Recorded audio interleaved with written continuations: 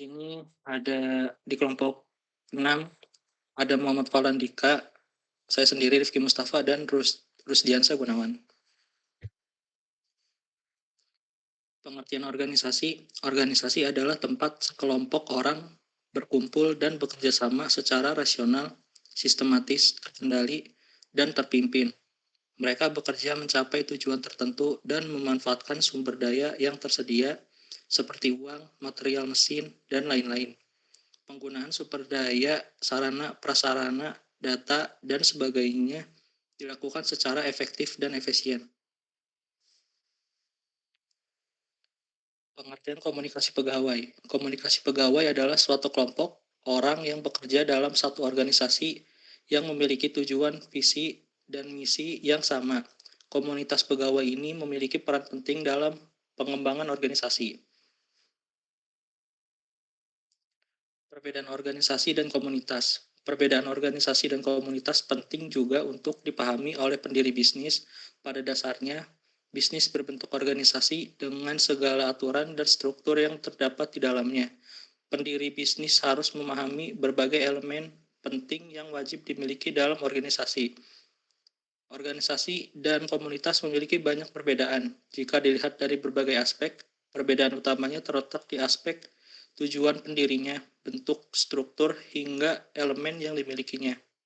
Persamaannya hanya satu, yakni menjadi wadah pemenuhan kebutuhan sosial bagi manusia, diantaranya yaitu tujuan. Tujuan organisasi dirancang lebih jelas dan spesifik. Kegiatan yang dilakukan dalam organisasi pun lebih jelas dan terarah demi mencapai tujuan tersebut.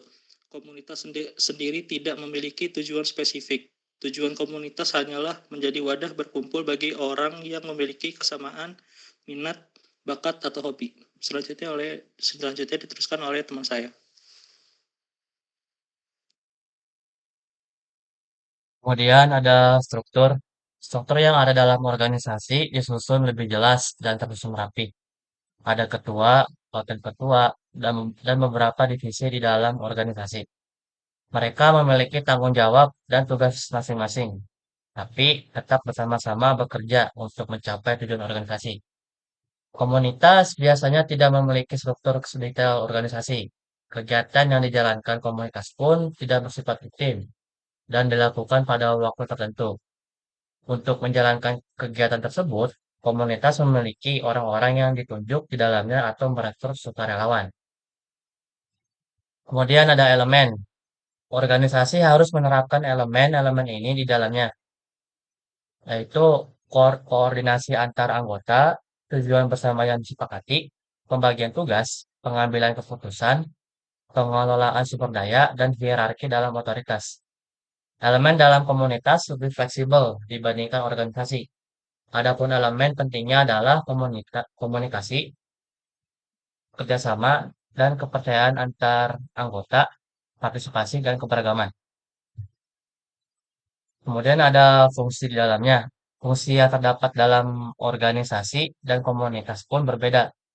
Organisasi menjalankan fungsi keuangan, manajemen, SOM, pemasaran, IT, dan sebagainya sesuai kebutuhan.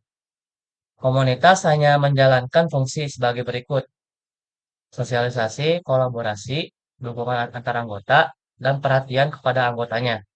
Kesimpulannya, perbedaan organisasi dan komunitas sangatlah mencolok. Sebagai pemimpin yang baik, Anda pasti ingin memberikan penghargaan kepada anggota organisasi atau komunitas. Selanjutnya akan dilanjutkan oleh teman saya. Strategi pengembangan organisasi dan komunitas pegawai. Beberapa strategi pengembangan organisasi dan komunitas pegawai yang dapat dilakukan adalah meningkatkan keterampilan dan pengetahuan pegawai, meningkatkan komunikasi dan kolaborasi di antara pegawai, dan menciptakan lingkungan kerja yang sehat.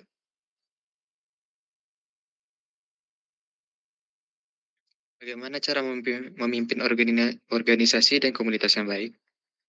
Mengarahkan organisasi atau perkumpulan dengan baik berarti mengembangkan keterampilan kepemimpinan yang berhasil. Ini juga membawa situasi yang menginspirasi dan mendorong anggota untuk bekerja secara tim untuk menyelesaikan tujuan bersama. Berikut adalah beberapa prinsip dasar yang dapat membantu Anda menjadi pemimpin yang baik.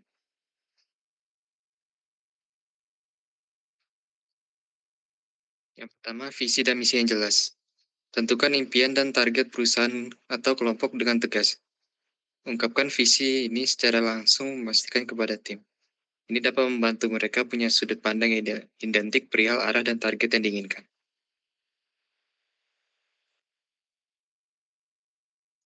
Kedua, komunikasi yang efektif. Berinteraksi dengan baik dan sambutlah semua anggota. Mendengarkan pendapat orang lain, tanggapi dengan keluhan dan kembangkan pengetahuan mengenai rancangan dan rencana yang sudah ada. Pertukaran informasi yang linear memberikan kontribusi dalam memperkuat ikatan saling percaya.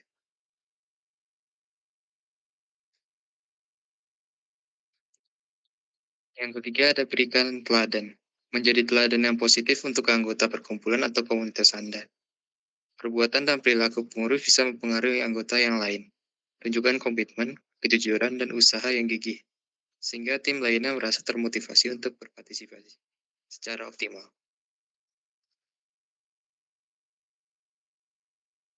Tantangan dalam pengembangan organisasi dan komunitas pegawai. Beberapa tantangan dalam pengembangan organisasi dan komunitas pegawai adalah kurangnya dukungan dari pimpinan organisasi, kurangnya anggaran untuk pengembangan pegawai, dan perbedaan budaya di antara pegawai. Simpulan, mengembangkan organisasi dan komunitas pegawai membutuhkan strategi yang tepat dan menghadapi berbagai tantangan. Namun, dengan dukungan yang tepat dari pemimpinan organisasi dan anggaran yang memadai, pengembangan organisasi dan komunitas pegawai dapat berhasil dilakukan.